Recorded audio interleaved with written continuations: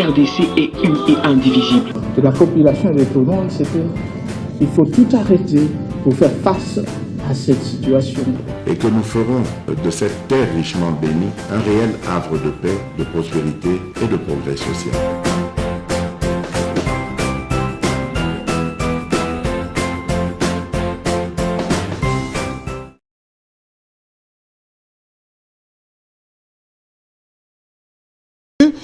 C'est le deuxième rendez-vous de ces grands plateaux qui revient sur cette invasion de la République démocratique du Congo par le Rwanda, déguisée avec ses groupes terroristes M23. Quelques mois déjà qu'ils sont à Bunagana, ils se battent en ce moment contre nos forces armées dans le secteur de Rutshuru, mais également aux encablures de ces Bunagana que nous chérissons tant. Ce soir, nous allons revenir sur l'actualité, mais aussi les commentaires, les analyses, les enjeux.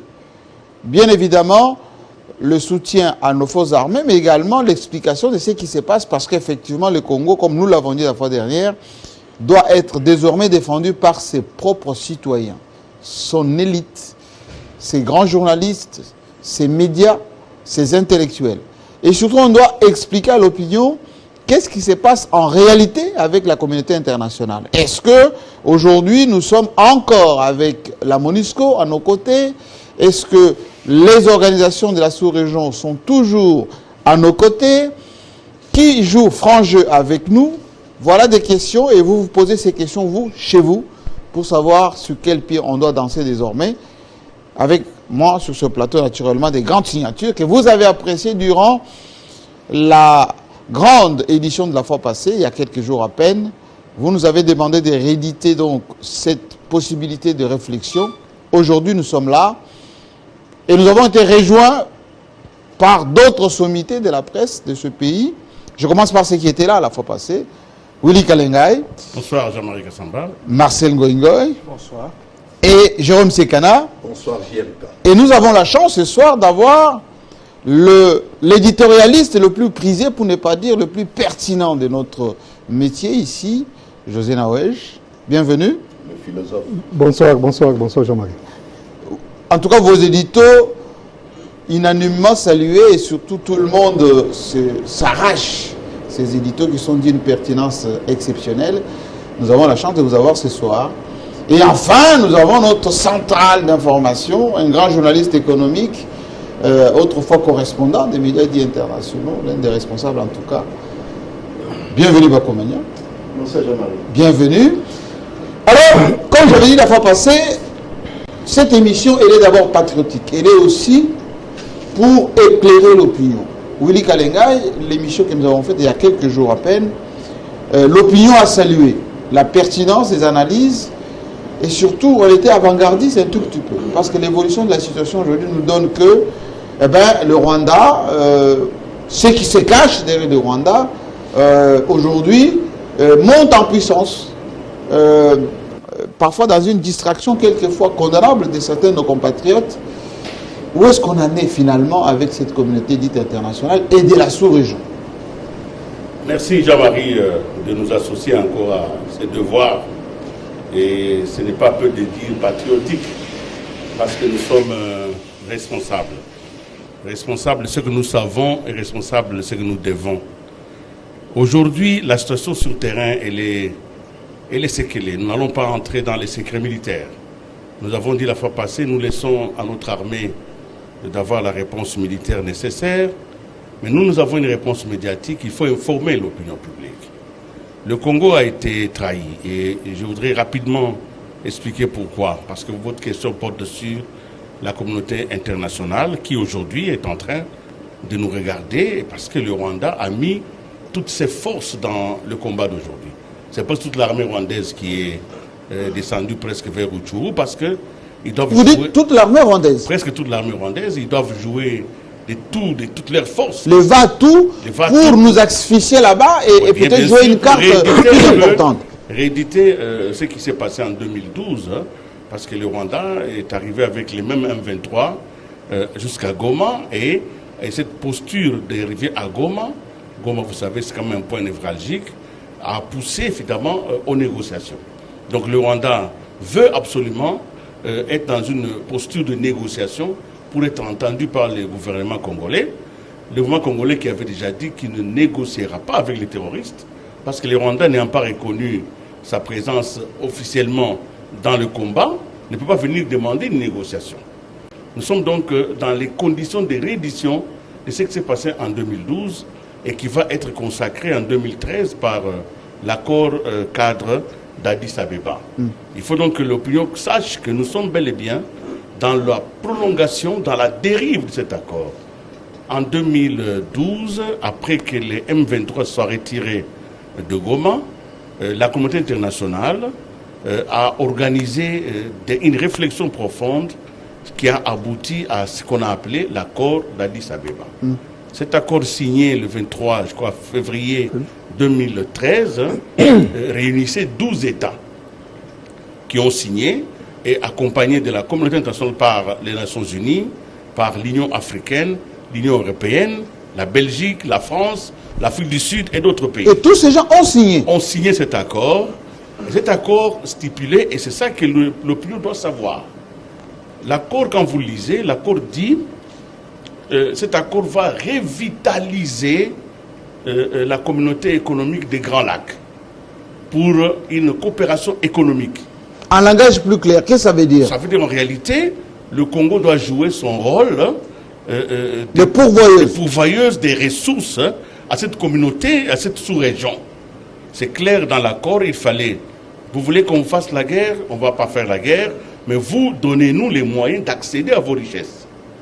Ça a été ça le deal de 2012. Évidemment, nous l'avons fait dans un contexte de faiblesse, parce qu'il y avait quand même cette sécurité. Deuxièmement, cet accord-là d'Addis Abeba demande à ce qu'effectivement que le Congo fasse des réformes. Bon, ça c'était pour un ça c'est pour habiller, c'était pour habiller. Mais oui, la clé c'était que vous les Congolais organisez votre pays de manière à ce qu'il soit accessible aux appétits de la sous-région. Que ceux qui ont besoin des ressources n'aient pas à vous faire la guerre, mais vous-même ouvrez la porte, un peu comme qui dirait un voleur vous dit, bon écoutez, au lieu que je passe par la fenêtre, ouvrez seulement la porte présente, pas la grande porte. Je m'en vais, oui. Au moins votre porte restera intacte. Oui. Cet accord n'a pas été malheureusement respecté de deux manières, parce que d'un côté il est déséquilibré. Ce qui a été injuste et l'est encore aujourd'hui, c'est que l'accord demandait des réformes au Congo, mais l'accord ne demandait pas des réformes aux pays environnants, notamment l'Ouganda, le Burundi et le Rwanda. Notamment, par exemple, le Rwanda a ses FDLR, a ses propres problèmes a internes. Ses Hutus majoritaires, voilà. qui aussi revendiquent quelque chose. Comment voulez-vous faire la réconciliation de la sous-région si les États membres de la sous-région ne font pas une réconciliation nationale? Donc, au niveau de l'Ouganda, nous avions des rebelles qui étaient ici. Oui, c'est-à-dire. Au niveau du Burundi, des rebelles étaient ici. Oui. Au niveau du Rwanda, nous avions la survivance des FDLR. Donc, n'ayant pas demandé, et ça c'est clair, n'ayant pas demandé au Rwanda, à l'Ouganda et au Burundi de faire leur propre réconciliation nationale, on a donc surdimensionné et déséquilibré cet accord. Il devenait clair que c'était un moyen par lequel on voulait s'approprier le Congo. C'est comme ça que le Congo, même si l'effort a été fait, il y a eu beaucoup de choses qui ont été faites. Hein. En 2017, il y a eu une évaluation. En 2002, il y a eu beaucoup d'évaluations. Et ils n'ont pas vu tout ça. Non, ça veut dire les cours de paix. Parce que l'objectif, c'était l'accès. C'était l'accès aux ressources. Mais vous allez garder tout petit peu la parole. Oui. Lorsque Félix Tshisekedi arrive, mais il a en quelque sorte cédé un tout petit peu à ça. Le président arrive. Parce qu'il a signé avec les Rwandais. Évidemment. Il a signé avec les Ougandais. Il y a une réunion qui a eu lieu juste après, je crois en 2019. Le président a participé à cette réunion, 2020, pour l'évaluation de l'accord cadre d'Addis Abeba. Oui. Et évidemment, la plupart, le représentant du secrétaire général des Nations Unies, Saïd Djanit, c'est lui qui avait été désigné, ils sont réunis avec l'ensemble des pays signataires pour faire l'évaluation de l'accord. Ils se sont rendus compte que si au Congo il y a eu beaucoup d'efforts, néanmoins, les financements des groupes armés a continué, malgré que ça a été une décision de mettre fin à ces financements. Ils ont compris que les groupes armés qui devaient être non seulement désarmés, est mis hors d'état de nuire, on continue à être financé. Donc les pays qui nous entourent, notamment l'Ouganda, le Burundi, le Rwanda, voire même un peu plus loin, on continue à exercer sur le pays la même activité criminelle. Ça a été dit et c'était clair. C'est comme ça que le chef de l'État a commencé des négociations un peu bilatérales, en allant avec Paul Kagame pour discuter, mais au cas par cas, qu'est-ce qu'il faut faire pour que la paix revienne. Ainsi, il a renforcé l'accord d'Addis Abeba avec un certain nombre d'accords bilatéraux. Même ces accords-là n'ont pas malheureusement été respectés parce que le prétexte n'était pas celui-là. Rappelez-vous le village que Paul Kagame voulait construire. Oui, à l'est là-bas. À l'est. Oui. Rappelez-vous le programme de faire venir des immigrés, oui, vers avec l'accord avec les Britanniques. Voilà. Oui. Donc, nous sommes bel et bien dans la perception du Rwanda et certains bailleurs qui sont derrière le Rwanda, le Congo doit faire quelques pas sous sa souveraineté et laisser ce pays être dirigé dans une globalisation sous-régionale. C'est très bien ce que vous venez de dire. Et c'est pour ça que je vais demander à Jérôme Sekana de nous faire un peu sur le plan économique cet attrait, cette convoitise, notamment de la sous-région, mais plus de ces multinationales. Vous êtes économiste. Oui. Comment expliquer que, malgré les bonnes volontés des Congolais, il y a comme une espèce d'acharnement sur sa souveraineté et on fait fi de ce qu'on appelle le droit international pour pouvoir se servir, et même, je dirais, par force. Oui. Vous savez, l'économie rwandaise est sous perfusion de la communauté internationale. Sous perfusion. Bien sûr que oui. D'autant plus que le budget du Rwanda est supporté en grande partie par l'aide internationale. Et au moment où nous parlons, cette économie-là est perturbée parce que le Rwanda vit aussi et surtout de la rapine, comme disait William. Qui se fait chez nous. Bien sûr. Donc les groupes armés qui pilulent dans la partie Est sont là. C'est le bras armé pour capturer les minéraux stratégiques et les amener dans la fraude jusqu'au Rwanda. Et ce sont les multinationales qui financent l'opération. Donc, lorsque on interdit, par exemple, Rwandair de survoler les territoires congolais, lorsque on suspend tout ce qu'il y a comme accords bilatéraux, eh bien, c'est un coup de massue dans l'économie rwandaise. Qui se va asphyxier. Bien sûr, ce qui fait que même, ils ne le disent pas, mais tout le monde sait très bien que il y a des problèmes sociaux graves qui commencent à refaire surface. Donc en ce moment, il y a des problèmes sociaux au Rwanda. Très graves, même au niveau des fonctionnaires. Donc la machine financière rwandaise ne fonctionne pas très bien parce qu'on a coupé un peu les cordons ombilicaux qui le reliaient à la fraude des substances minérales dites précieuses en République démocratique du Congo. Et là où ça fait mal, c'est quoi? C'est le silence de la communauté internationale qui joue à l'hypocrisie. Parce que la communauté internationale a dépêché, notamment les Nations Unies, oui, ont dépêché une enquête des experts qui ont produit un rapport et qui est classé dans les tiroirs au niveau des Nations Unies grâce au lobby des Rwandais. Les Rwandais qui sont soutenus par les Américains, qui sont soutenus par le Britannique, je l'ai dit avec force parce que moi j'ai fait des marches à New York, j'ai fait des marches à Washington, au plus fort de notre crise avec le Rwanda, où on a senti que vraiment le Rwanda était soutenu par les multinationales, mais aussi par les politiques. Et chaque fois que nous avons des problèmes, vous allez trouver que le Rwanda est en train de nous court-circuiter dans toutes nos démarches pour essayer de nous affaiblir. Et heureusement que maintenant, nous sommes en train de sortir de notre torpeur et nous devons regarder les choses maintenant en face pour éviter la balkanisation. Parce que ça, c'est le lit de la balkanisation. Les voisins qui aiment toujours prendre ce que nous avons cherchent maintenant à pouvoir venir s'installer au grand jour. Au grand jour et tout ça. Et ce qui se passe aujourd'hui, je vais terminer par là, oui, c'est que pour Kagame, c'est un affront. Lorsque les troupes congolaises, les FARDC, cherchent à déloger ces marionnettes des M23, oui, eh bien, il n'aura plus de prétexte. Donc c'est ce qui justifie ce que disait tout à l'heure Donc il met William. tous ses moyens maintenant, Y compris l'Ouganda, parce que ceux qui pensent que l'Ouganda nous viennent dans notre pays pour des beaux yeux se trompent. Les fils de Museveni, Kaguta Museveni, et le général de Kagame, ils font les sports ensemble et tout ça. Ils se connaissent. Et il a fait des déclarations. Il a même menacé les Kenyans. Donc vous comprenez que c'est une façon seulement de nous endormir debout. Mais ce qui est vrai, et les troupes ougandaises, et les troupes rwandaises, et les multinationales qui mettent le paquet, qui achètent des armes sophistiquées au niveau de l'armée américaine et donnent à ces groupes armés. C'est ça qui a fait dire au secrétaire général des Nations Unies que les M23 est plus armé et mieux outillé que même nous, les Nations Unies. Où est-ce que les Nations Unies trouvent, plutôt les M23 trouvent toutes ces armes-là? Les Nations Unies aujourd'hui, la MONUSCO a des drones qui ont survolé hier. D'ailleurs, on reproche, d'après les recoupements des informations à notre possession, on reproche à la MONUSCO d'avoir livré certaines informations. Mais ça c'est grave. Ça c'est grave parce que... C'est extrêmement grave. Et je l'ai dit parce que nos compatriotes qui sont sur le terrain dénoncent haut et fort. C'est parce qu'en tant que journalistes professionnels, nous ne pouvons pas diffuser si vous voulez. Et si la MONUSCO demande, nous pouvons mettre les audios qui nous arrivent de partout là-bas. On voit les actions de la MONUSCO. La MONUSCO doit jouer franc jeu. La MONUSCO n'est pas venue ici. Et vous savez, souvenez-vous de la phrase des gens de la MONUSCO qui disaient « No Kunda, no job ».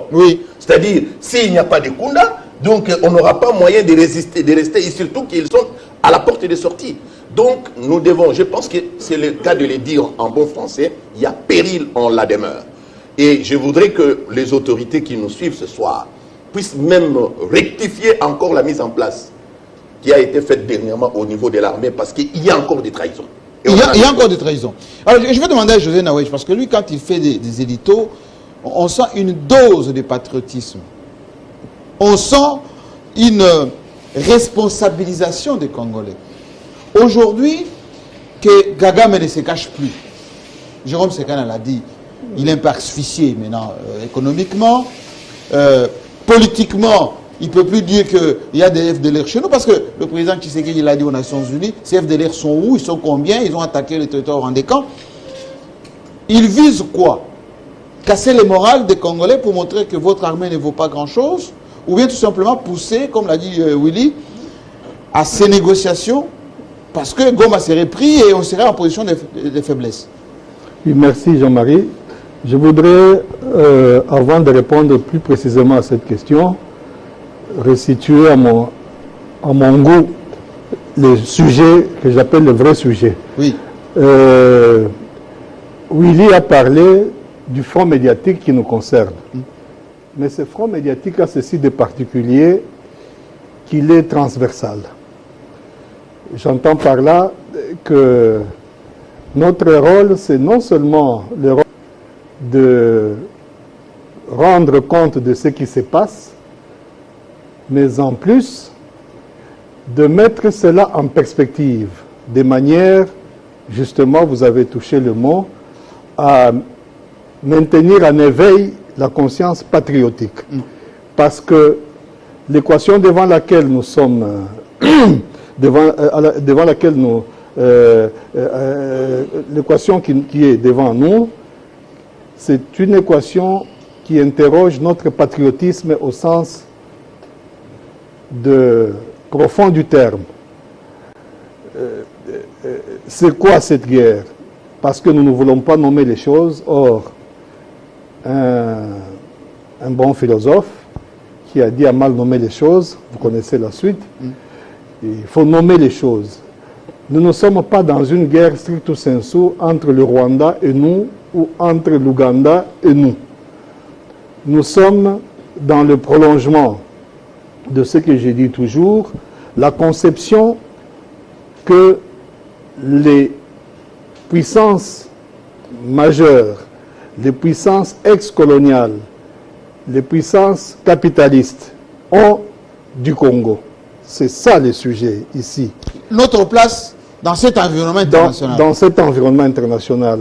Pour nous déranger, pour faire en sorte que l'aspect comptoir qui a été défini depuis Berlin, le roi Léopold II se maintienne, on a besoin des pays sous-traitants pour entretenir ce conflit.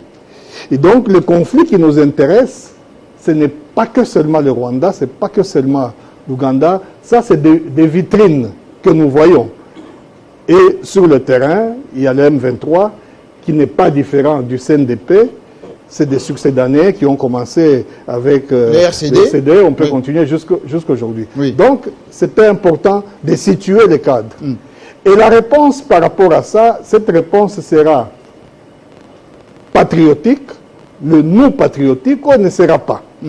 Or, depuis que ces guerres ont commencé, les réponses que nous donnons, parce qu'il y a plusieurs réponses, c'est des réponses parcellaires. On n'a pas besoin de réponses parcellaires. On n'a pas besoin d'une réponse signée Laurent Désiré Kabila, signée Joseph Kabila, signée aujourd'hui Félix Tshisekedi. Non, on a besoin d'une réponse signée, réponse congolaise. Des Congolais. Des Congolais. C'est ça le sujet. Et pour que nous pèsions, pour que nous cassions ces postulats, parce qu'il y a un postulat par lequel, à partir duquel les autres définissent le conflit. Willy a parlé tout à l'heure de l'accord cadre qui est déséquilibré. Mais il ne pouvait qu'être déséquilibré. Parce qu'il était fait à dessein. Il était fait à dessein pour légitimer cette prédation. Mais il n'y a pas que l'accord cadre. Si nous remontons jusqu'à la Genèse, vous prenez l'accord de Lusaka. Mais c'était un accord qui nous était défavorable. Nous étions avec vous à Sun City. C'était la première fois dans l'histoire des guerres en Afrique où rebelles et gouvernement étaient mis sur le même pied d'égalité. On dit on est ensemble et nous on est là comme arbitre. Et nous étions dans la salle, on a vu les rebelles ne pas se mettre debout parce que le chef de l'État du Congo entrait. Pour eux, il n'était pas chef de l'État. Et ça a été acté. Voyez-vous. Et donc, c'est ça le fond. Et à ce fond-là, si nous ne répondons pas de manière collective, si notre réponse n'est pas collective, eh bien, on va partir perdant encore une fois. Alors, question avant que la parole tourne. José Nawej, là, les Congolais vous écoutent. Il y a justement le peuple congolais de l'Est qui refuse cette balkanisation, qui refuse cette humiliation. Parce qu'on a vu à Bunagana que les Congolais ont préféré traverser en Ouganda au lieu de rester des sujets ou des personnes qui devaient collaborer avec ces M23. Aujourd'hui, qu'on est en train de vouloir assiéger peut-être Rutshuru, Romangabo, ou Kagame est en train de mettre tous ces moyens là-bas parce qu'il veut faire la pression pour arriver jusqu'à Goma, vous dites quoi aux Congolais? Vous dites quoi à la jeunesse de l'Est? Parce qu'elle était très en colère, on a vu jusqu'à la Grande Barrière. Vous lui dites quoi? Ce n'est pas nouveau. Cette jeunesse congolaise, pas seulement de l'Est, même de Kinshasa, souvenez-vous en 1998, oui, quand les rebelles étaient aux portes de Kinshasa, à Massina, ici. À Massina, le peuple congolais, il y a une constante. Mais le peuple n'est pas un acteur décisionnel, je veux dire, direct. Ces messages, malheureusement, et toute notre faiblesse est là. C'est que cette colère légitime, cette sainte colère de la population, n'est pas traduite en termes politiques par les dirigeants. Parce que les dirigeants, très souvent, malheureusement, nos dirigeants, nous sommes journalistes, donc ça ne sert à rien de tourner autour du pot. Nos dirigeants sont dans des logiques carriéristes, voyez-vous. Ils sont dans des logiques carriéristes. J'ai mon poste, je regarde, est-ce que ce que je vais poser comme acte, qu'est-ce que ça me rapporte, etc. C'est ces logiques carriéristes. Et donc, ils ne réfléchissent pas au patriotisme? Non, malheureusement, je suis désolé de le dire. S'ils sont patriotes, mais ils ne traduisent pas leur patriotisme dans les actes. Regardez le mouvement qui a commencé à l'Est par rapport à la MONUSCO. Oui. C'était un vrai problème. La MONUSCO est venue pour protéger la population. Mais la population s'est fait canarder, s'est fait massacrer. La même MONUSCO n'intervient pas. Que fait la population? La population réagit. Mais est-ce qu'il y a une suite à ça? Non. Est-ce que si cette colère populaire était canalisée, est-ce que nos dirigeants, je ne suis pas dans une logique de tel, je parle des dirigeants. Nos dirigeants. Est-ce que nos dirigeants allaient systématiquement sous-traiter la souveraineté? Vous savez, s'il y a des choses qu'on ne sous-traite pas, c'est la souveraineté, c'est la liberté. On peut sous-traiter autre chose. On peut sous-traiter un peu la GECAMINE, MIBA, etc., etc. Mais quand il s'agit de la souveraineté, quand il s'agit de la liberté, de l'indépendance, on ne les sous-traite pas. Or, nous, systématiquement, nous sous-traitons l'essentiel. C'est-à-dire qu'on prend... En d'autres termes. Oui. En d'autres on termes. demande aux Kenyans de venir... Oui, ça veut dire pour nous. Oui, nous pensons que les Kenyans peuvent nous... On ne peut pas sous-traiter ce genre de questions. Même l'Ouganda, il y a un qui l'a dit ici avec beaucoup de... la mutualisation. Nous avons même... Nous pensons même qu'il y aurait des rebelles un peu plus gentils que d'autres, ou un peu moins méchants, c'est selon l'angle. Non. Et, pas des rebelles, des agresseurs un peu plus gentils. Parce que l'ADF va prendre des villes entières, ils sont en brousse. Non. C'est un bloc, il faut prendre ça comme un bloc. Le Rwanda comme l'Ouganda ont des visées sur notre pays. Pourquoi? Parce que c'est des pays sociologiquement, politiquement fragiles. On peut faire toute une émission là-dessus. Oui. Alors, ils se servent de notre territoire comme exutoire à leurs contradictions internes. C'est ça le sujet. Très bien. Marcel, dites-nous un tout petit peu. La fois dernière, quelqu'un m'a appelé juste après notre émission pour dire on trouve Marcel cassant, direct. Aujourd'hui, la sainte colère dont parle José Naouej par rapport à ce peuple qui n'a pas besoin d'une sous-traitance de sa souveraineté, qui doit s'affirmer dans les montagnes de Rumangabo, là-bas, du côté de Massissi, Rutshuru. Cette population qui est dans une zone où il y a l'état de siège attendent de dirigeants des décisions qui puissent en quelque sorte galvaniser cette sainte colère. Ça serait quoi? Très bien. J'estime que l'analyse que José vient de faire tout à l'heure me conforte dans l'idée qu'il faut constituer ce dossier, qu'on remonte aux origines. Parce que si vous regardez depuis des temps immémoriaux, où on a connu dans ces pays des mobutistes pécamineux, on a traversé, on a connu des spécialistes de la révolution, pardon.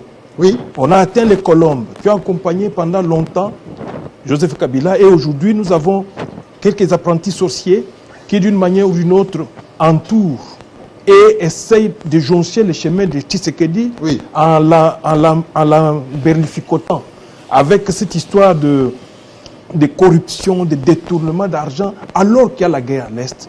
Vous comprendrez que les politiciens congolais, plus particulièrement les dirigeants, se sont comportés beaucoup plus comme des commissionnaires. Commissionnaires des États qui autrefois ont colonisé l'Afrique et plus particulièrement qui ont été les apparatchiks au service des multinationales. Donc nous pensons que c'est depuis Berlin que des politiques successives ont été mises en place pour placer le Congo, considérer le Congo comme un grenier. Un grenier où le sol et le sous-sol ne doivent pas faire du peuple congolais le vrai maître et que ce soit seulement une source qu'il faut aller où des fiefs situationnistes opérant sous le couvert de la rébellion, des insurgés ou des personnes mutinées viennent perturber. Et donc la guerre qui est là, c'est comme une guerre qui est transformée en fonds de commerce, qui permanemment fait du Congo un pays qu'on présente comme un mouroir, comme un pandémonium, un pays où on ne peut pas mettre les pieds, un pays où il ne faut pas beau vivre, alors qu'on veut profiter du sol et du sous-sol du Congo pour s'empiffrer. Nous pensons que la requalification des politiques publiques transite par une analyse holistique de l'ensemble de la situation, ce qui suppose qu'il faut mettre en phase les vrais acteurs. Ces vrais acteurs ici, ce sont d'abord les multinationales qui ont des intérêts chez nous. Oui. Ce sont des pays qu'on appelle des superpuissances qui ont déjà localisé des minerais dont ils ont besoin pour alimenter leurs usines. Ce sont, pour la plupart, tous ceux qui, d'une manière ou d'une autre, veulent trouver des choses à exploiter chez nous. Alors, comment remettre la politique au devant? Avec qui traiter? Oui. Quel intérêt négocier? José vient de le dire tout à l'heure. La souveraineté d'un pays est non négociable. Tout ce qui est souveraineté, tout ce qui est territoire national et tout ce qui a comme emblème, c'est non négociable. Et donc, même quand on va dans des négociations, même si on sait d'avance qu'on a mis en place des politiques juste pour faire du Congo un grenier, mais il faut arriver à renverser les tendances. Ça demande un vrai leadership. Ça demande que les gens puissent sortir d'eux-mêmes, avoir de la distance vis-à-vis de ce qui est intérêt personnel, partisan, et qu'on puisse intégrer dans les schèmes de raisonnement de ceux qui dirigent l'idée que la patrie vient avant tout ce qu'on peut avoir pour la tribu, pour soi-même. Oui. Les jours qu'on va sortir de la politique du ventre, cette affaire des gens qui vont pour assouvir le tube digestif et qui veulent pour eux-mêmes s'enrichir et au détriment du Congo. Je complète ma question. Oui. C'est très important cette analyse que vous faites parce que on a parfois l'impression que le Congo ne s'assume pas. Félix Tshisekedi, en venant, il a montré la bonne volonté. Accord cadre, il faut permettre aux gens de faire des affaires. Mais il a ouvert. Il a reçu ici les Rwandais, les Ougandais, les Kenyans, les Américains. Il est parti à Dubaï, il est parti en Belgique. Il a dit, je suis prêt à ce que nous traitons dans ce qu'on appelle le win-win. Il a même proposé ce qu'on appelle l'État-solution. On répond à toutes ces préoccupations, notamment transition écologique, etc. Mais pourquoi on ramène toujours la solution du Congo, l'exploitation de nos ressources, par des périphéries, par les Rwandais? Est-ce que nous, on n'est pas des interlocuteurs valables? Aujourd'hui, Kagame qui vient pour prendre Goma et pousser Tshisekedi d'aller aux négociations pour qu'on fasse quoi, en définitive? Qu'on fasse quoi? Oui, le président Tshisekedi est de bonne foi. Et il fait le tour du monde. Mais il n'est pas le premier président de la République démocratique du Congo à qui on déroule les tapis rouges. Et donc, ce n'est pas ça qui va un jour les branler ou l'empêcher de revoir un certain nombre de choses. Il a trouvé ce qu'on appelle les hypothèques. Il a trouvé ce qu'on appelle des legs politiques. De ceux qui ont pas... Quand le M23 se bat, oui, ou les éléments du M23 se battent, ils disent que c'est la non-application des accords. Mais les accords de M23 ont commencé à Goma. Mais à part les accords de Goma, il y a eu des autres accords qui ont été signés avant. Donc ce que je voudrais dire est que même maintenant, le président de la République vient de recevoir les membres de la communauté de la CAC. Oui, ici à Kinshasa. Il est même facilitateur dans la crise. Il est même désigné facilitateur dans une crise ailleurs. Oui. Et le problème, ce ne sont pas des titres. Ce n'est pas un problème d'épithètes, de suffixes. Non, ce n'est pas ça. C'est un problème de quel est le rôle que le Congo va jouer. Si vous voulez être facilitateur ailleurs, est-ce que vous avez réglé les problèmes qui sont chez vous? Et donc, sans l'empêcher de l'être, il y a bien moyen de le pousser à plus. Oui. L'entourage, faire le nettoyage des écuries de yes. Lorsqu'il y a des brebis scrofuleuses qui sont tout autour de vous, qui se permettent de toucher au trésor public, de faire saigner à blanc tout ce qu'on peut avoir de moyens. Moi, je crois qu'il faut avoir un peu de tonus pour s'en débarrasser. Et je crois que l'opération qu'il a commencé maintenant, qui consiste au niveau d'état-major, au niveau de l'état-major, au niveau des commandements de FARDC, soit se poursuivre aussi bien dans l'armée, dans la police, que dans les services de renseignement, les services de sécurité, les services qu'on appelle services spéciaux, les services d'intelligence. Oui. Et donc, c'est une opération qui doit se poursuivre, mais avec munici. Parce qu'il ne s'agit pas de changer, de prendre un frère de la famille, le mettre là où il y a un agent de renseignement.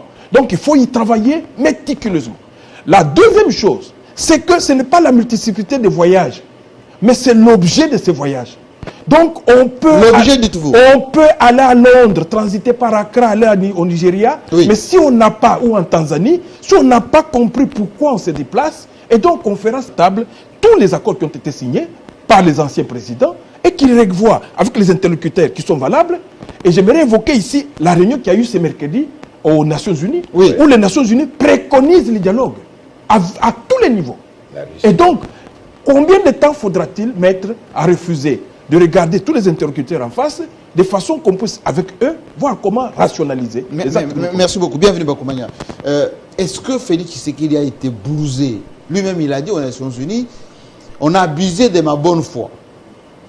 Et si c'est le cas aujourd'hui, quel comportement on doit avoir vis-à-vis du Rwanda, vis-à-vis de l'Ouganda? On a même vu d'ailleurs le Kenya qu'on pensait être notre partenaire circonstanciel. Ça correspond à ce qu'a dit José tout à l'heure. La souveraineté, ça ne se négocie pas.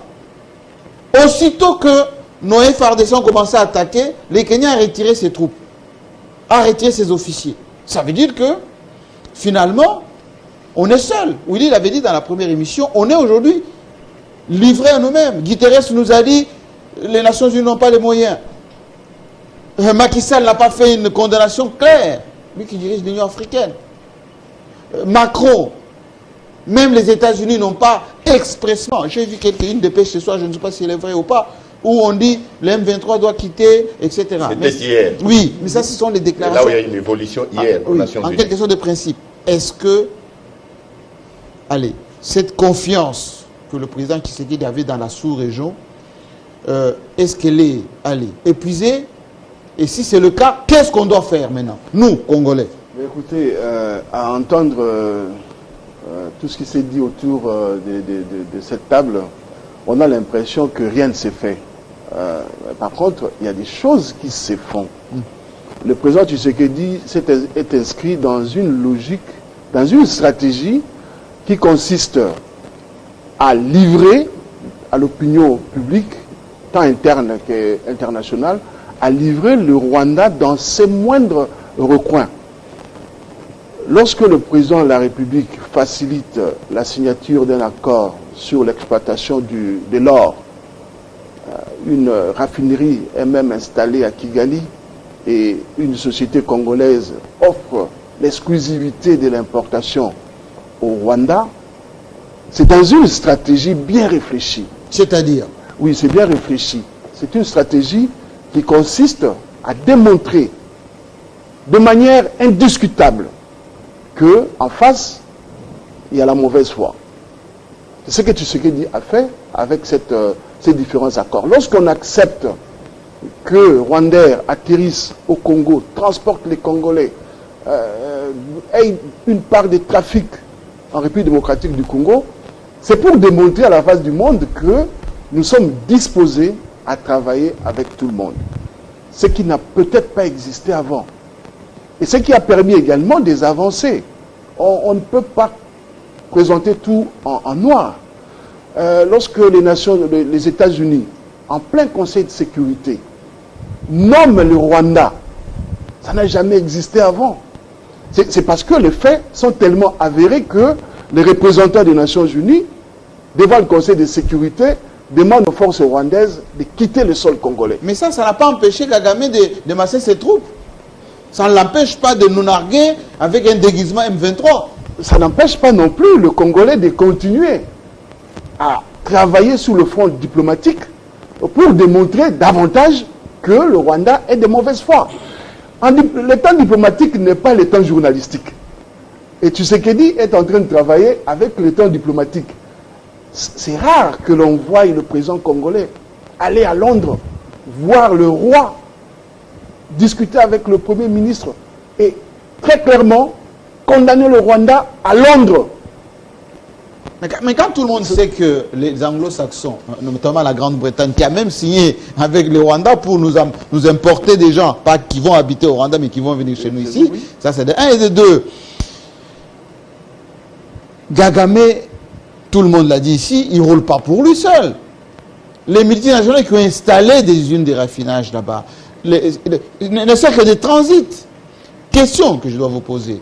Si Kagame a été dénudé autant, exposé autant, on a vu dans un communiqué où il a affirmé clairement que le M23 ne doit pas être attaqué par les FARDC. Ça veut dire qu'il adosse les soutiens au M23. Ben oui. Maintenant, nous, presse congolaise, nous, personnalités telles que nous sommes, quel langage on doit avoir vis-à-vis de nos compatriotes, notamment les élus qu'on attend à peine, le gouvernement qui se cache derrière les droits de réserve, et en même temps, la jeunesse qui attend, hein, José l'a dit tout à l'heure, que les décisions témoignent du patriotisme quand même plus affirmé. Non, Jean-Marie, il n'y a pas meilleure manifestation de patriotisme que de mourir pour le pays. aujourd'hui, il y a une vraie volonté de se battre. Si on ne s'était pas battu, si l'armée congolaise avait croisé le bras, mais Goma serait parti depuis. Si aujourd'hui on parle de Bunagana, c'est encore, il faut encore franchir au moins une cinquantaine de kilomètres pour arriver à Goma. C'est parce qu'il y a une stratégie qui est mise en place pour défendre Goma, pour aller à l'assaut de Bunagana et récupérer ces territoires congolais. Il y a des choses qui se font. Ce qu'il faut demander aujourd'hui aux Congolais, c'est de faire confiance à l'armée congolaise qui se bat. Il y a des jeunes Congolais qui meurent chaque jour. C'est de dire aux Congolais que le gouvernement met des moyens à sa disposition auprès de l'armée pour que l'armée puisse se doter de la logistique nécessaire pour mener la guerre. Tout cela n'est possible que si on est en symbiose entre les dirigeants et la population. Donc, la manière de présenter les choses comme si tout était noir ne participe pas justement à cet effort de protection du territoire national. L'effort de protection du territoire national, c'est aussi de dire aux Congolais que ça se fait comme ceci, il y a des choses qui se font là-bas, mais ça ne se fait pas assez. Ce qu'on fait n'est pas assez, il faut qu'on rajoute encore de l'effort. Oui. Et je pense que ces efforts Oui. sont en train de se mettre en place avec la nouvelle mise en place de l'armée. Oui. Les gens qui étaient fatigués, vous vous rendez compte, le général Mbala était sous la brèche pendant plusieurs années, pratiquement une dizaine d'années. Il était temps qu'il aille se reposer. On prend des jeunes un peu plus dynamiques, un peu plus forts comme les Chiwewe. C'est une réflexion, c'est une stratégie qui se met en place et les stratégies ne payent pas toujours à la seconde. Absolument. Et Jérôme Sekane. Oui, moi je voudrais réagir en disant que nous reconnaissons les efforts du gouvernement. Nous ne sommes pas dans la logique de jeter les pierres à notre gouvernement. Vous avez dit tout à l'heure ici que quand il y a le problème de souveraineté, il n'y a pas de négociation. Absolument. Nous sommes touchés dans notre intime conviction quand la fibre patriotique est menacée. C'est pour cette raison que nous réagissons, nous voulons que le gouvernement fasse plus. Hier, aux Nations Unies, c'est pour la première fois que les États-Unis ont nommé les M23. Les États-Unis ont dit clairement que les M23 sont soutenus par le Rwanda et les M23 doivent quitter le territoire. Et pourquoi ils obéissent pas les M23? Les Nations Unies ont stigmatisé. Et vous avez la France, vous avez également la Russie. C'est la Russie qui a dit, écoutez, il faut dialoguer. Et le pape s'est dit horrifié par tout ce qui s'est passé. Notamment l'assassinat de cette religieuse. Quand on a tous ces signaux-là, on comprend que la diplomatie est en train de faire son travail. Mais pas autant que nous le voulons. Il faut aller au-delà. Maintenant, regardons un peu la cartographie sécuritaire. Pas plus tard qu'hier, on a mis la main sur des dépôts, des cachettes de munitions à Goma. On a vu ça. Pas plus tard qu'il y a 2 jours, on a mis la main sur un autre dépôt de munitions non loin de la résidence du chef de l'État, en Célé. Pas plus tard que ce matin, on a arrêté des Rwandais qui sont venus pour faire l'infiltration à Goma, ainsi de suite. Nous avons une centaine de Rwandais qui sont capturés, arrêtés. Ils sont ici à Kinshasa, qui sont venus pour faire le sale boulot. Des équipes d'avance. Des équipes d'avance, tout ça. Quand on a des signaux comme ça, on croise les bras. Le problème ici, c'est que nous devons donner du punch. Nous devons non seulement soutenir nos forces armées, mais également demander à toute la population d'être vigilante. La vigilance, c'est le maître mot.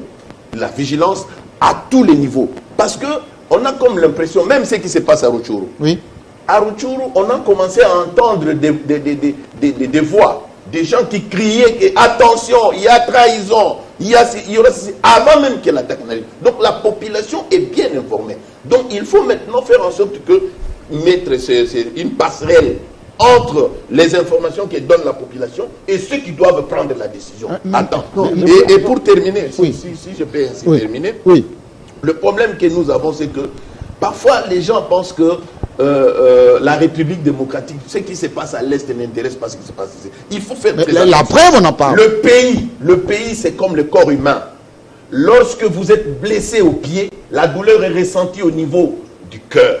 et même le cerveau en subit les chocs, vous risquez de manquer le sommeil. Nous devons arrêter de réfléchir ou de nous mouvoir ici pendant que les autres, nos compatriotes sont en train de mourir là-bas. Nous devons nous mettre debout, tous, faire la vigilance, accompagner nos forces armées sur le terrain et surtout nous faire bloc autour du gouvernement. Nous n'avons que les FARDC. Et nous n'avons que ce gouvernement. Dire au gouvernement s'il y a des erreurs, par exemple, ce que je disais tout à l'heure là, il faut un autre casting pour la mise en place qui a été faite parce qu'il y a encore des trahisons au sein de nos forces armées et de services de sécurité. Merci beaucoup. Oui. Non, juste une grosse parenthèse par rapport à la sous-traitance de la souveraineté du pays. Ah non, il faudrait qu'on restitue les choses dans leur contexte et qu'on reste également factuel. Les FARDC, c'est eux qui mènent la guerre. Les autres viennent en appui, que ce soit la MONUSCO, que ce soit les troupes burundaises, que ce soit les troupes kenyanes qui étaient annoncées, qui ne sont même pas arrivées. Il y avait du matériel qui était arrivé et quelques officiers qui ont accompagné. Et qui sont repartis d'ailleurs. Qui ont accompagné le matériel. Il n'y a pas eu de déploiement de troupes kenyanes au Congo. Donc, factuellement, ce sont les FARDC qui mènent la guerre et ils le font bien. C'est parce qu'il n'y a pas, on n'a pas encore repris Bunagana qu'on ne crie pas. Mais ils arrivent à contenir. Et on a suffisamment ils arrivent à contenir, notamment la Nationale 2, notamment beaucoup de villages. Oui, ils arrivent à contenir le M23 ainsi que l'armée rwandaise. Les Rwandais. Je sais que moi et José, nous avons une parenté de pensée. Certainement qu'il veut dire la même chose que moi. Oui. C'est vrai que la fois passée, je vous avais dit que nous devons lire les signes des temps et prendre conscience du moment. Hier, un deuxième moment nous a été offert. Quand les Nations Unies demandent à ce que nous puissions négocier... Ça, c'est Guterres. Oui, il faut lire ça très bien. Il faut donner à cette parole son ampleur totale. En réalité, nous nous retrouvons aujourd'hui, et je caricature un peu, nous nous retrouvons dans un autre Berlin. Le Congo est à la croisée des chemins. Il nous est demandé de faire une réflexion puissante, même une réflexion épistémologique. Comment nous allons, et José l'a dit tout au début, comment nous allons négocier le destin de cet espace? Parce que créé d'abord comme un espace comptoir, aujourd'hui, la communauté est obligée de reconnaître que dans cet espace comptoir, il y a un peuple. Donc la dimension nouvelle, c'est qu'il y a maintenant un peuple avec lequel il faut conjuguer les décisions sur cet espace. Et ce peuple qui est souverain aussi. Je termine en disant ceci. Depuis les indépendances, on a nos frontières, on a notre État. On demande de négocier. Oui. Alors on dit à ces peuples-là, oui, c'est chez vous, mais vous ne pouvez pas, vous-même, en tant que peuple, jouir de l'ensemble de ces richesses qui sont données, pas seulement à votre peuple, mais à toute l'humanité. C'est comme ça vient des Nations Unies. On demande de négocier quoi? De négocier la collaboration entre le Congo et le reste de l'humanité. Et cette négociation demande de l'intelligence nationale. Donc, d'une certaine manière, ne ratons pas cette occasion-là. Parce que là où on nous demande de négocier, je ne dis pas que négocier avec les Rwandais. Les Rwandais, c'est comme un enfant qui frappe quelqu'un sur la route. Il faut se regarder derrière cet enfant. L'enfant, oui. Et puis l'enfant finalement va se cacher derrière son père. Vous voyez, vous arrivez devant l'enfant, l'enfant passe derrière, vous voyez son père sortir. Le Rwanda est un sous-traitant. Ce n'est pas avec le Rwanda qu'on va négocier. Aujourd'hui, ce sont les intérêts mondiaux, reconnus comme tels. Parce que le Congo s'est présenté comme un pays solution. N'oublions pas cela. Parce que c'est du Congo qui est venu. Alors, quand on voit, lisons les signes des temps, oui. Je vous garder la parole un tout petit peu avant que José ne parle. Quand on voit Biden envoyer 3 émissaires pour venir dire à Tshisekedi, vos blocs gaziers, pétroliers, il ne faut pas y toucher pour le moment. Justement, c'est cela. C'est ce que nous devons intégrer. Vos tournières, n'y touchez pas pour le moment. Nous devons intégrer cela comme une donne de notre politique nationale. En disant, certes, nous sommes un pays riche, mais certes, nous avons un devoir à l'égard de l'humanité. Et un peuple aussi entre dans l'histoire par sa conscience universelle. Nous avons un devoir à l'égard de l'humanité. Le président lui-même l'a dit, nous sommes les pays solutions. Solution pour qui? Pas seulement pour le Congo, pour l'humanité. Ça précède une réflexion et une attitude. Cette attitude-là se résume aujourd'hui dans cet appel de Guterres qui dit négocier. Maintenant, il faut trouver les voies de négociation. Alors justement, on négocie quoi? Voilà. On négocie quoi? Et avec qui? On négocie la paix, on négocie le développement. C'est ça les choses que nous allons négocier. Nous devons, par ces ressources, faire progresser notre pays.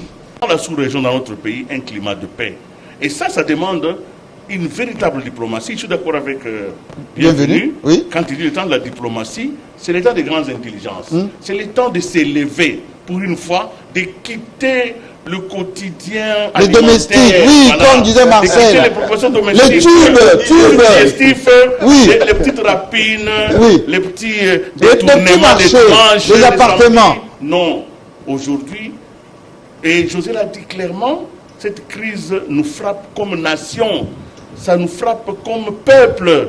Nous devons donc avoir une réponse du peuple par rapport à cette crise. Voilà ce que je voulais dire. Merci beaucoup. José. Oui, je voudrais dire deux choses. Il ne faut pas non plus que mon ami Bienvenu interprète mal ce que nous disons ici. Nous avons un même soubassement. Nous aimons profondément ce pays et nous n'avons pas de preuves à donner ici quant à ce. Là n'est pas le sujet. Mais il ne faut pas non plus qu'on aille dans des analyses, permettez-moi un peu le mot, business. On n'est pas là pour faire plaisir à tel ou tel. Non, on est là pour dire ce qui ne va pas dans une logique d'autoflagellation, mais dans une logique corrective. Je crois que ça valait la peine d'être dit. Quand nous disons on ne sous-traite pas la souveraineté. Oui. Vous l'avez entendu comme tout le monde, que non, les Kenyans vont entrer et les autres verront. Oui. On l'a entendu ici. Absolument. Mais c'est le chef qui l'a dit dans l'interview. Je ne livre aucun scoop. Oui. Les Kenyans vont entrer et les rebelles n'ont qu'à... Non. Ce n'est pas les Kenyans, c'est les Congolais. C'est un problème congolais. Et donc la réponse congolaise, nous sommes là pour ça. Et cette diplomatie, nous devons saluer les avancées diplomatiques, c'est vrai. Le temps diplomatique est différent du temps journalistique, c'est très vrai. Mais simplement, la diplomatie sans un soubassement militaire, c'est-à-dire en termes de rapport de force, c'est une diplomatie de façade. Je m'excuse beaucoup. La diplomatie repose sur les rapports de force. Comme fait Poutine en ce moment. Quand nous parlons des négociations, faisons aussi attention. Nous sommes journalistes, donc nous sommes historiens du présent, mais nous sommes prisonniers du contexte temporel. Ça veut dire quoi? Ce n'est pas la première fois que les Nations Unies, que même les États-Unis citent le Rwanda. De la part de nous, c'est très grave. Sous Kabila fils, il fut un moment où, Jean-Marie Kassamba peut fouiller dans ses histoires, le Rwanda avait été encore nommément cité comme soutenant la rébellion à l'Est. Absolument. Kagame, à un moment donné, était en mauvaise passe. Mais le problème, c'est quoi? Il y a même une résolution de la Nations Unies. Il y a même une résolution, donc nous ne pouvons pas dire ça ici. Mais maintenant, le problème, mes amis, je ne sais pas si nous allons nous faire comprendre. Le problème n'est pas celui-là. Le problème n'est pas... Vous savez, ça me rappelle à l'époque, nous, jeunes reporters à l'UDPS, à l'époque, Tshisekedi Père, Kibassa, pouvait être reçu au Quai d'Orsay ou à la Maison Blanche. Quand il rentre, il dit « J'ai été reçu à la Maison Blanche ». Nous qui étions jeunes reporters, non, Mobutu c'est fini. Non, Mobutu c'est fini parce que Kibassa a été reçu à la Maison Blanche, etc., etc. Non, ces grandes puissances ont toujours plusieurs fers au feu. Ils vous disent une chose et ils vous disent encore une autre.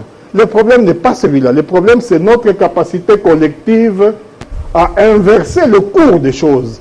Et on ne peut l'inverser, ce cours des choses, qu'en étant unis et qu'en produisant des politiques publiques qui cadrent avec nos vrais intérêts et nos vraies aspirations. Laissez-moi illustrer ma question par quelques faits d'actualité.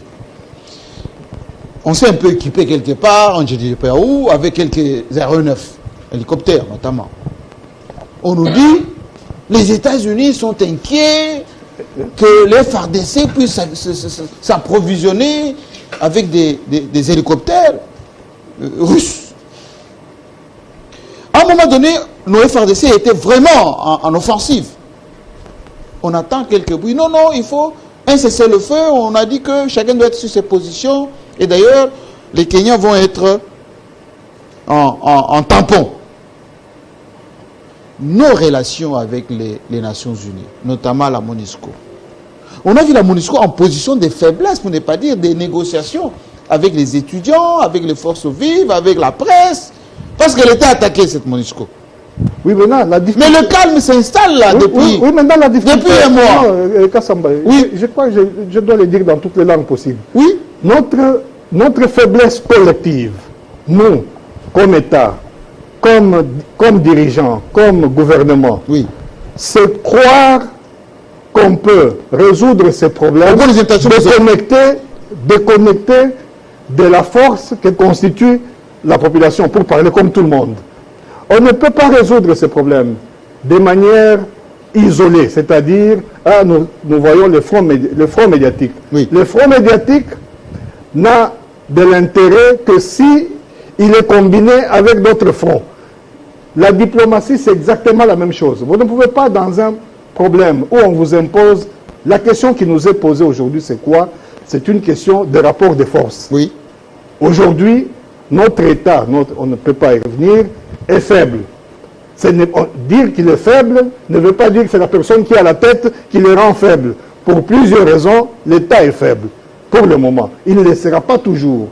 Alors, puisque l'État est faible, pour le moment, comment le renforcer de manière à faire face? Comment renforcer notre armée de manière à faire face?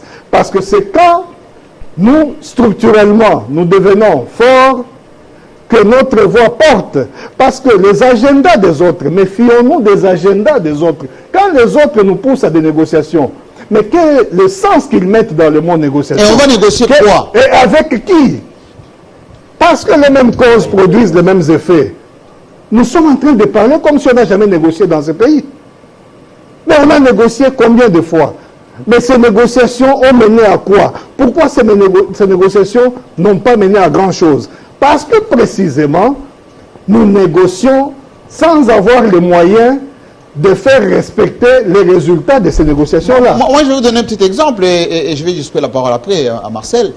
Lorsqu'on demandait aux Soudanais du Sud de négocier avec les Soudanais du Nord, j'étais à Abuja avec le président Sassou qui se présidait l'Union africaine à son temps, on ne voyait pas les Américains, on ne voyait pas les Chinois, on voyait les groupes armés soudanais, on voyait le gouvernement de Khartoum, on voyait parfois même la société civile. Mais lorsque Darfour était au centre et qu'on a partitionné les Soudans, on a vu que ceux qui ont exploité ou qui exploitent aujourd'hui le pétrole, ce sont les Chinois et les Américains.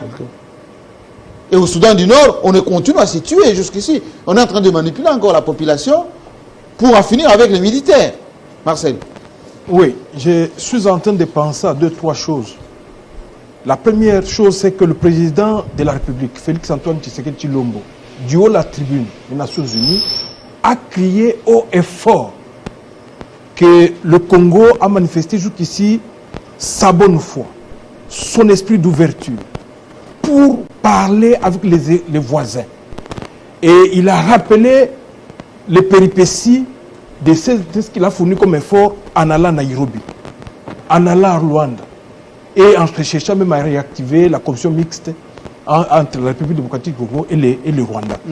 Cette volonté manifeste du chef de l'État, il l'a encore réitéré lors de ses sorties ici, à la tête de la CAC, et même quand on l'a désigné comme facilitateur. Il y a 2 jours. Et donc, nous pensons que quand le numéro 1 congolais dit haut et fort qu'il faut que le Rwanda, désigné ainsi devant les Nations Unies comme État agresseur, et qu'il insiste sur le fait que ses voisins, y compris tant d'autres voisins qui peuvent, parce qu'ils sont 9 pays limitrophes, qui peuvent être tentés par les mêmes velléités, qui doivent respecter la souveraineté du Congo. Ces présidents-là méritent d'être accompagnés par son peuple, par son élite, par toutes les composantes de la société, par toutes les strates de la société, de façon que, de tôt ou tard, que le Congo réaffirme. Et comme le problème est un problème d'armement, un problème d'équipement, un problème d'hommes, un problème de batailles sur le terrain. Oui. Et donc, il faut jouer sur tous les fronts. Les fronts militaires, oui, les FARDC sont là. Si on a attaqué Bunagana, et qu'aujourd'hui, il y a la tentative de récupération de Bourangane, l'ennemi a changé de terrain pour viser Rutshuru centre. Oui. En visant Rutshuru centre, l'ennemi a encerclé, tente de prendre Kako, Kalegera, Nyesisi. Et donc, il faut savoir que cet ennemi est rusé, parce qu'il est accompagné par ceux qui maîtrisent la géographie du coin. Et nous, de notre côté, en lieu et place de continuer à développer l'alchimie de la cacophonie, nous devons faire un effort de sortir de nous-mêmes. Et le dire n'est pas minimiser les politiciens ni les dirigeants. Le dire, c'est réaffirmer que ces dirigeants qui sont là, parce qu'ils sont les seuls que nous avons maintenant, ils ont intérêt à ne pas laisser ce Congo se putréfier. Ils ont intérêt à développer une vision qui puisse faire en sorte que non seulement qu'on en assure la défense, mais qu'on puisse exercer éventuellement les droits de poursuite de tous ceux qui viennent perturber. Mais ça doit se faire. Pour une fois, vous citez, vous évoquez un mot qui risque de faire mal. Parce qu'on dit la hantise, il y a l'hantise du Grand Congo. Un Congo fort, avec une armée forte, risque de poursuivre le petits agresseur. Parce que pour envahir le Rwanda, ça ne demande pas une semaine. Hein? Il suffit qu'on ouvre les frontières, même la population de Goma peut envahir tranquillement. Mais est-ce que ce n'est pas ça la faiblesse de notre pays? Le fait de se croire grand, mais en réalité le petit vient d'où? Nous grignoter au fur et à mesure, et puis les autres disent non, non, non, ce sont les minorités, il ne faut pas toucher. La République démocratique du Congo n'est pas une nation va-t-en-guerre. Mais ce qu'on dit petit, il nous faut ce qu'on appelle le marquage à la culotte. Oui. C'est-à-dire quand vous voulez viser plus haut, on vous tire dans des petites choses. Moi, je pense que la grandeur dépend de notre compréhension de ce qu'on veut faire de nous. Et d'imposer, de constituer un bloc. Et ceci repose la problématique de la cohésion nationale. Interne. De coaliser, d'avoir un discours congolais face aux menées subversives de tout ce qu'il y a comme velléité de voisins à pouvoir marcher sur nous. Et nous devons à ce moment-là savoir que la politique au Congo, ce n'est pas l'union sacrée. Ça doit être aussi tous les camps, tous ceux qui ne sont pas forcément favorables à la politique interne que mène le président de la République. Et donc, moi, je crois qu'en même temps qu'on se démène du point de vue pour sortir les agresseurs et avec leurs ouailles qui sont dans le M23 et même les ADF, vous savez que les groupes armés sont nombreux, mais il faut aussi rechercher à établir chez nous un discours. Mais qu'est-ce qu'il doit faire maintenant en interne, le président? À l'interne, c'est lancer l'appel. Qu'est-ce qu'il doit faire maintenant en interne? C'est raffermir les liens de solidarité, retrouver l'identité. C'est une guerre d'identité ici, une guerre d'identité. C'est retrouver tous les géants, tous ceux qu'on peut considérer comme étant acteurs politiques majeurs, pour construire un discours congolais face à la patrie qui est en danger. Merci. Job Serrano. Voilà, écoute, passons aux solutions. Oui. La fois passée, nous avions dit que le chef de l'État a besoin d'un think tank stratégique. On est là. Il faut que ce think tank est là, qui doit réfléchir aujourd'hui la grandeur nature. Nous allons, tous, nous parlons négociation. Oui. Maintenant, aujourd'hui, les cartes ont changé. Aujourd'hui. Les cartes. Ce n'est pas le petit Rwanda avec lequel on doit négocier. Il y a 4 acteurs avec lesquels le gouvernement doit négocier. Lesquels? Je commence par les États-Unis. Pourquoi? Les États-Unis, aujourd'hui, qu'on le veuille ou non, je vous ai expliqué lorsqu'on s'est retrouvé ici que c'est à cause de l'erreur de Mobutu, d'appréciation, parce que les Américains avaient besoin du coltan, que la guerre a commencé à élire domicile à l'Est. Ils ont donné des signaux, les Américains. Ils ont oublié que c'est eux-mêmes qui ont vendu Freeport-McMoran aux Chinois. Oui. Alors, il est question, étant donné que c'est eux qui mènent le jeu maintenant là, nous devons bien négocier. Il ne faut pas prendre à la légère les signaux qu'envoient les Américains. Parce que seuls les Américains, et je passe au deuxième acteur, c'est les multinationales. Seuls les Américains ont le fouet de fouetter les multinationales, les obliger à pouvoir négocier. Il faut que les multinationales, avec les sanctions, qui travaillent avec les sous-traitants, passent par la grande porte qui est Kinshasa. Et il y a moyen de leur offrir, même si on doit leur accorder des exonérations, on doit accorder des facilités, c'est le moment. Il faut négocier, pas avec des menus frétins qui viennent, ceux-là qui ont installé des fours en Ouganda, à Kigali, et ainsi de suite. L'autre acteur, c'est la Chine. La Je l'ai Chine. dit. Parce que la Chine aujourd'hui, non seulement elle est l'usine du monde, mais la Chine a plus de moyens que les États-Unis, que toute l'Europe. Et c'est la Chine a Et la trouvé le Chine contrat a chez nous. investi plus que tout le monde ici. Et cette Chine-là se projette dans l'avenir. C'est la plus grande armée au monde, si les gens ne le savent pas. La Chine a mis son pied en République démocratique du Congo pour acheter toutes les mines. Et ça dérange les Américains. Il faut négocier avec la Chine pour dire que vous avez besoin de nos minéraux, des minéraux stratégiques, mais nous avons aussi un allié. Comment on arrange ces choses-là pour que notre pays ne devienne pas les terrains de bataille où lorsque deux éléphants se battent, ce sont les herbes qui en pâtissent. Le quatrième acteur, c'est qui? Jean-Marie Kassamba, je vous regarde droit dans les yeux. Oui. C'est le peuple congolais. Ok. Bien sûr, il faut négocier. Le gouvernement doit bien négocier avec le peuple congolais. En quoi faisant? J'ai dit ceci. Regardez à l'Est. Nos compatriotes à l'Est ont fait preuve d'un patriotisme, je vous dis, au sommet. Et ils résistent. Ils résistent à toutes les tentations. Si ça ne dépendait que de la corruption, de tout ce que on nous fait comme la guerre là-bas, je pense que nos compatriotes là allaient déjà. Ils sont déjà fatigués. L'unité nationale, il faut maintenir ça et il faut bien expliquer. Il faut récupérer les aspirations du peuple congolais. Ce que veulent les Congolais de l'Est, ce que veulent les Congolais de l'Est, il faut que le gouvernement saisisse ça et mette en acte pour solidifier encore cette unité nationale. Donc voilà les quatre acteurs. Merci beaucoup. Les États-Unis, oui. Vous avez les multinationales, vous avez la Chine et puis le peuple congolais. Merci beaucoup. Pas le Rwanda.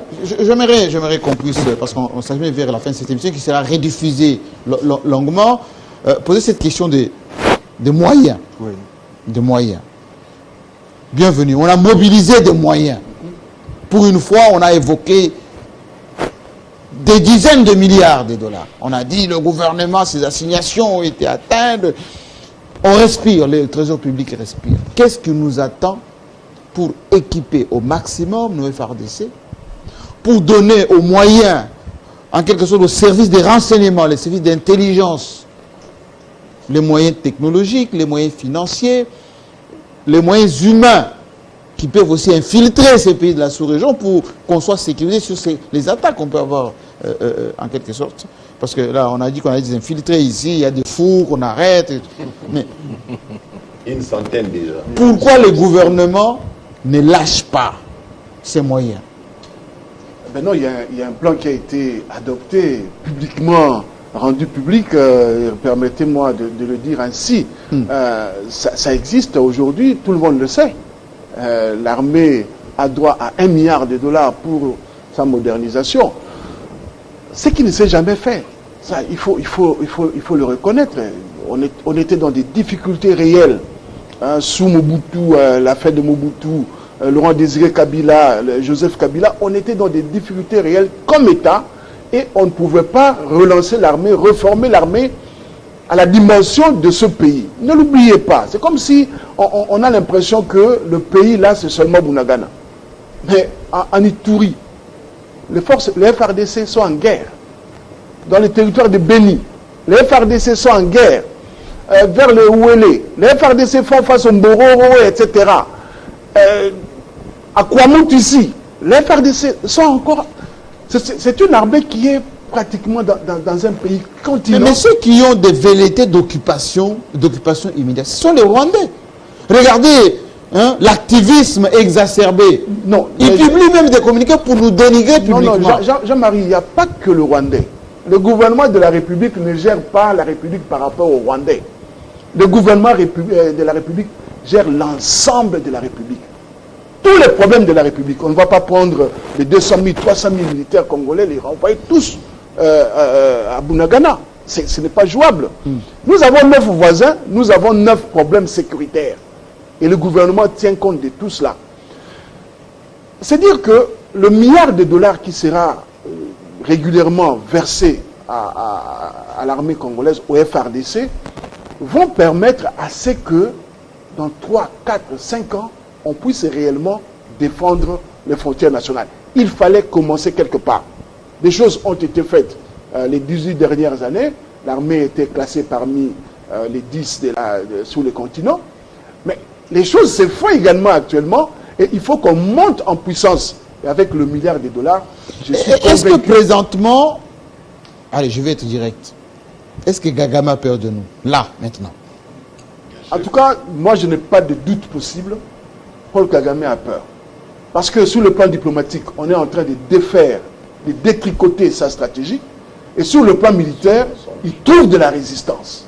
Ce qu'il ne trouvait pas toujours à une certaine époque. Non pas parce que les gens ne voulaient pas se battre, peut-être parce qu'il y avait un peu plus, beaucoup trop de trahisons.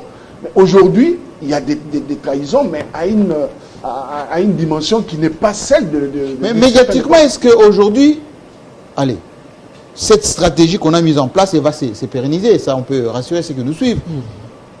Est-ce que la presse nationale, est-ce que les leaders, est-ce que les médias nationaux, un, ils ont les moyens de cette politique du front médiatique, deux, est-ce que cette prise de conscience, de nous battre comme font les autres, est-ce qu'on l'a? Oui, Jean-Marie, si on est là, c'est parce qu'on a cette prise de conscience. Et si on apporte notre pierre à l'édifice, c'est parce que nous sommes venus en courant ici. En oui, courant, parce que la patrie nous appelle. Oui. J'aimerais plutôt revenir sur Kagame. On a vu Paul Kagame sur France 24. Oui. À la défensive. Il n'a jamais adopté cette posture-là, mais il a fallu que faisceau de combativité contre sa stratégie mise en place soit exercée pour qu'on voie Kagame en train de se justifier. Ce qu'il fait rarement. Kagame s'est justifié, Kagame offrir des explications alors qu'on ne le lui demanderait pas. Est-ce qu'il se sent acculé aujourd'hui? Kagame est sérieusement acculé. Parce que Jérôme Sekana a dit, économiquement, il se pose un problème. Non seulement qu'il est acculé, il y aura des grèves. Aujourd'hui, Kagame est en situation de dire ou je prends Goma et on négocie, ou c'est la fin. Il est dans une situation de vie ou de mort de son régime. Alors qu'à Kinshasa, aujourd'hui, les Congolais déterminés à l'ouest, les Congolais ils refusent ça. Ils refusent ça et les Congolais de l'est à l'ouest sont déterminés à garder leur pays unifié. Les Congolais n'accepteront pas la bataille. Est-ce qu'on pourrait s'énerver un jour? On dit voilà, on en a marre qu'on soit piétiné, comme a dit Marcel tout à l'heure, d'être tenu à la culotte, marqué comme des éléphants qui n'ont pas de défense suffisamment. Et ma foi, traverser pour aller un peu les droits de poursuite dont on parle. Je pense que l'histoire nous dira ce qu'il faudra faire. Et le pays comme le nôtre, humilié, brisé, mais sont parce que dans notre fierté, pays puissants. Dans notre fierté. Le Congo, c'est ça même le drame des pays puissants. Un puissant, quand il s'élève, quand il est debout, les petits qui étaient à côté n'est même plus accessible à sa colère. Le Congo va prendre le Rwanda comme un enfant égaré. Il va le conduire sur le chemin du leadership. Il ne faut pas oublier cela. Les Rwandais n'ont pas de problème. Le régime qui est là est un régime extrémiste à cause de la tragédie. Finissant d'ailleurs. À cause de la tragédie. Donc, et ils en ont fait un fonds de commerce suffisamment et pendant une vingtaine d'années. Dans un avenir proche, le Congo fera ce que les Zaïre a fait. Les Zaïre a nourri le Rwanda. Les Zaïre a aidé les Rwandais. Sécuriser les Rwandais. À vivre. Et c'était un des régimes qui dépendaient du Zaïre. Mais qu'est-ce qui explique... Je termine. Nous avons une vocation de puissance. Et comme tous les États puissants, la première des choses que l'on attend d'une puissance, c'est de la protection. Le Congo protégera le Rwanda. Évidemment, il faudra... Que le peuple vous écoute. Il faudra le débarrasser de ce qui les met aujourd'hui en danger. Quand les Rwandais se rendront compte que leur régime les met en danger, les Rwandais viendront demander la protection au Congo. Parce qu'il n'y a pas une autre puissance dans la sous-région qui peut protéger les Rwandais. Donc, d'une certaine manière, et d'ailleurs ça commence à devenir évident. Est-ce que ce n'est pas une illusion que les dirigeants actuels du Rwanda pensent que le Grand Congo peut être humilié autant, avec autant d'intelligence, autant de ressources, autant d'espace? C'est la commisération parce que le Congolais a été perçu d'une certaine manière. Le Kagame parle de l'idée qu'il n'y a pas d'hommes au Congo. Vous voyez? À un moment donné, on pense comme ça. Il pense comme ça. Il y a des hommes au Congo. Et avec le temps, nous avons fini par nous le lui dire. Et de plus en plus aujourd'hui au Rwanda, on se rend compte bel et bien que Kagame est en train de finir sa partition. La musique est en train de s'arrêter. Elle va s'arrêter et le Congo protégera le Rwanda et le Rwanda sera débarrassé de son régime qui est en train de le faire mal. Il ne faut même pas penser à vengeance. On ne se venge pas contre les petits. Merci. Oui, je voudrais dire... On ne se venge pas contre le petit. En fait, ce que Willy est en train de dire, c'est une partie importante de la géopolitique régionale.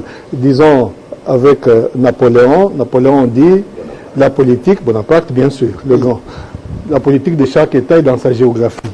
Quand vous voyez notre géographie, une puissance comme la nôtre, une puissance au sens potentiel du terme, c'est pourquoi je dis puissance, il faut qu'on le devienne réellement. Oui, c'est-à-dire que nous sommes un pays, on a dit ici avec 9 voisins, nous sommes à califourchon sur 3 sous-régions. Nous sommes à la fois un pays d'Afrique centrale, d'Afrique de l'Est, d'Afrique australe aussi, par le Katanga, etc. Oui. Donc ça nous donne un destin particulier, une vocation particulière.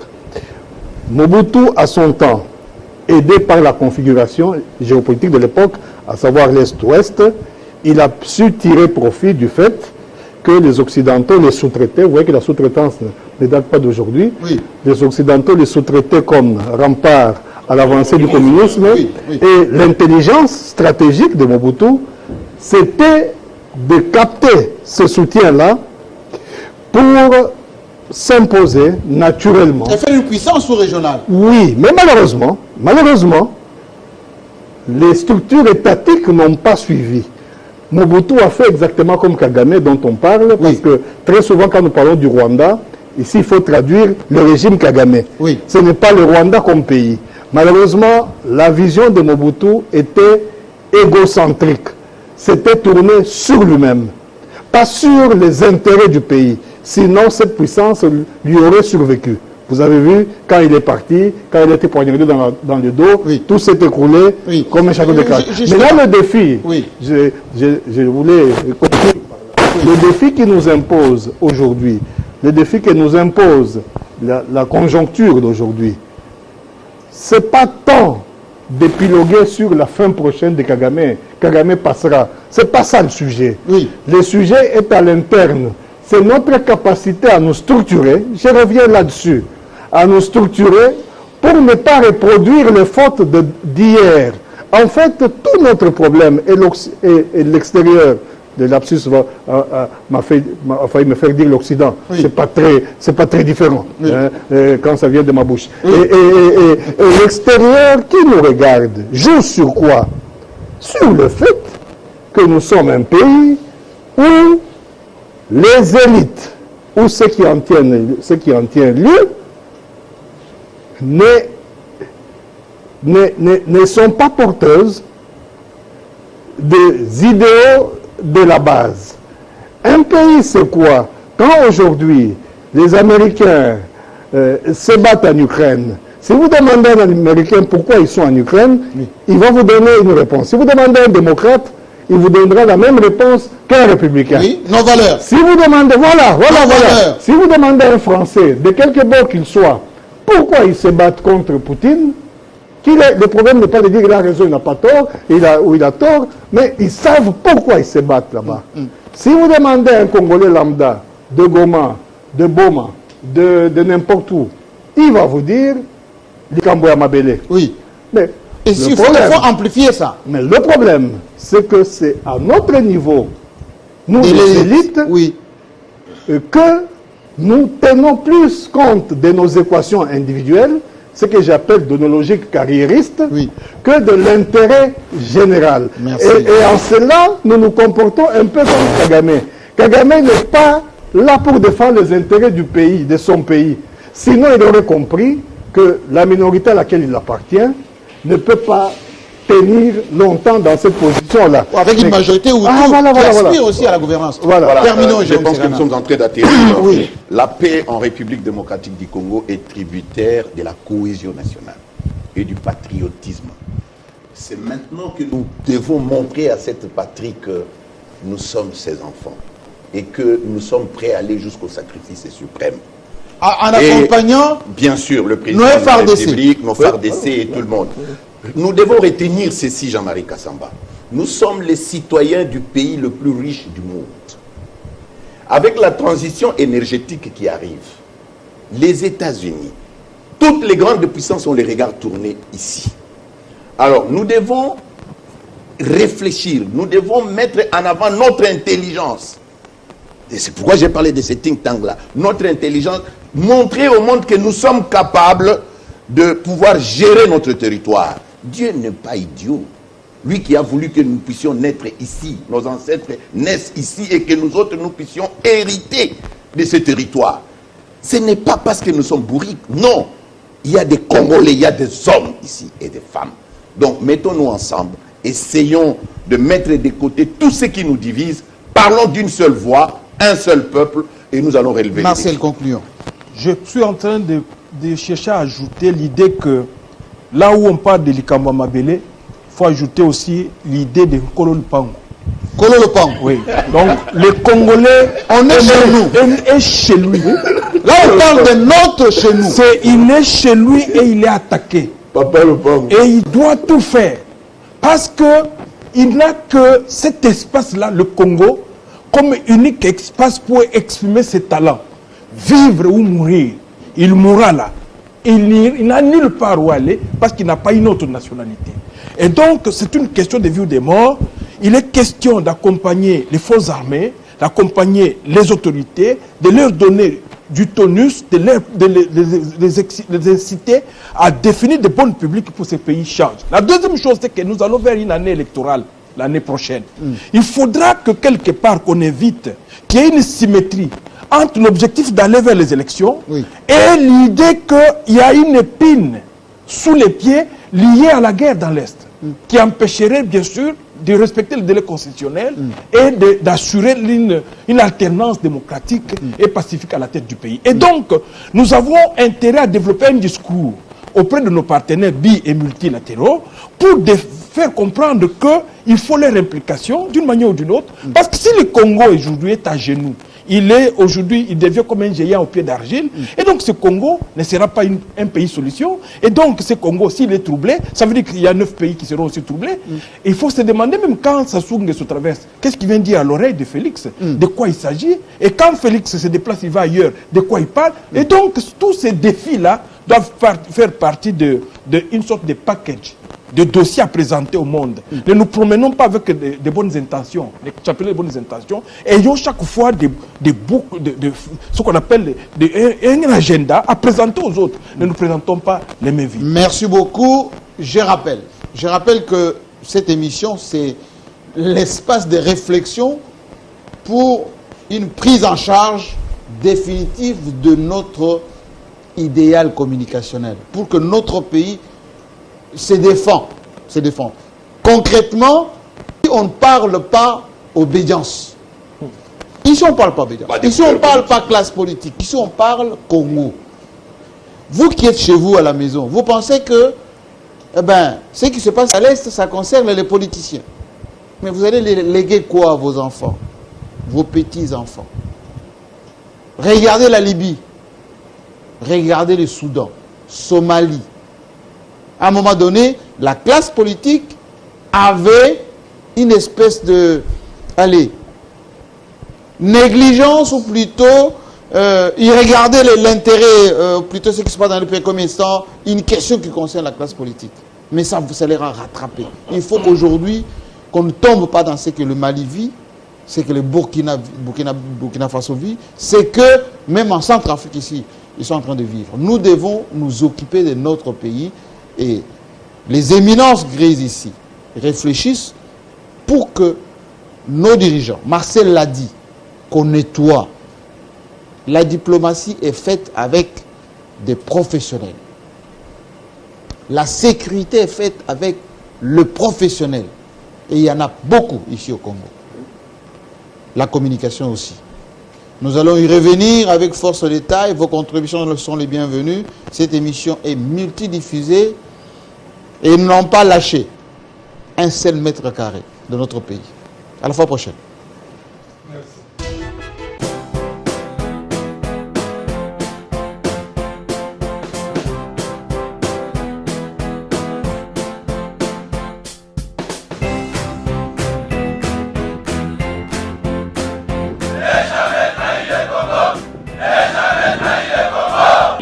RDC est une et indivisible. De la population et de tout le monde, c'est qu'il faut tout arrêter pour faire face à cette situation.